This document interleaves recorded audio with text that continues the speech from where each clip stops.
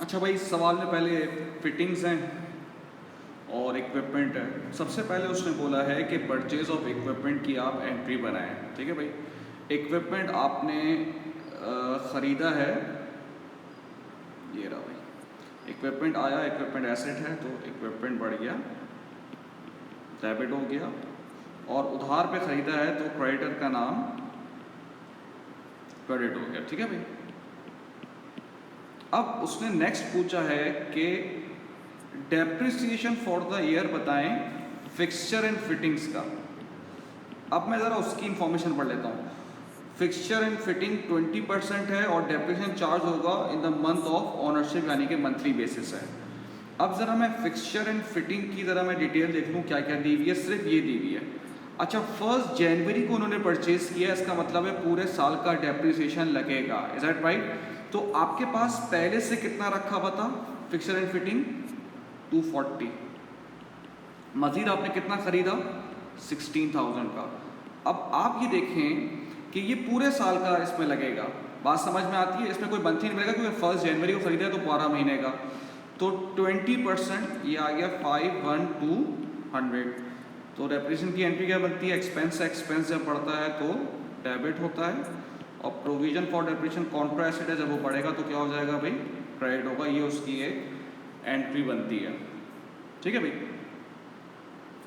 अब उसने नेक्स्ट क्या बोला है?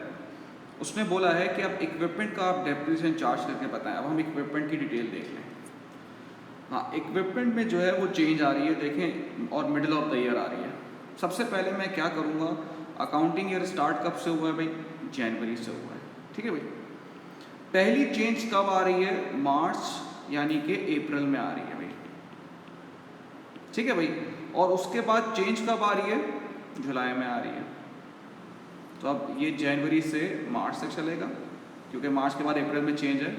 अप्रैल से जून में चलेगा क्योंकि जुलाई में चेंज है, और जुलाई से फिर और कोई नहीं है तो फिर आप उसको ईयर एंड जो है दिसंबर तक रखेंगे। ठीक है भाई, अब जनवरी में आपके पास इक्विपमेंट कितना था भाई?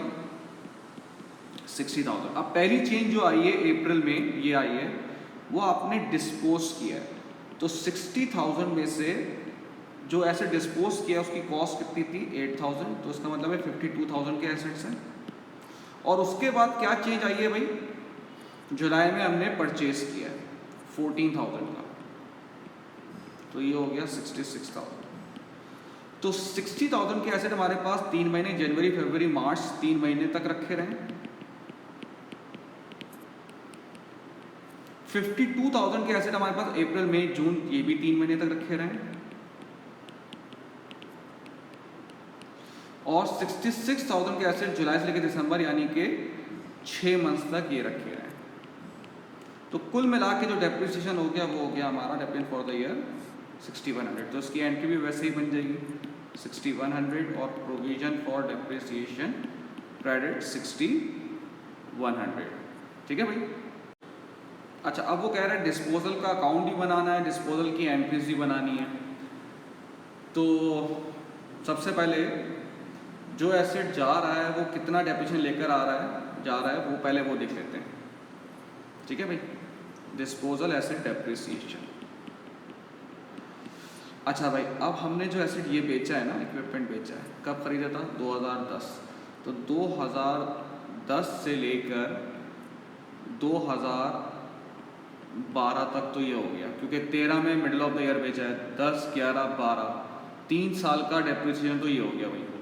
8,000 का 10% और 3 ईयर्स। अच्छा, अब जो 2013 में बेचा है हम लोगों ने, वो 1 जुलाई को बेचा है, यानी कि जनवरी से जून हमने रख के बेचा है। सही है ना? सॉरी, ये मार्च में जो है हमने बेचा है, तो जनवरी से मार्च हमने रख के बेचा है, यानी कि 3 महीने रख के बेचा है, तो इसका 3 महीने का डेप्रिसिएशन चार्ज होगा।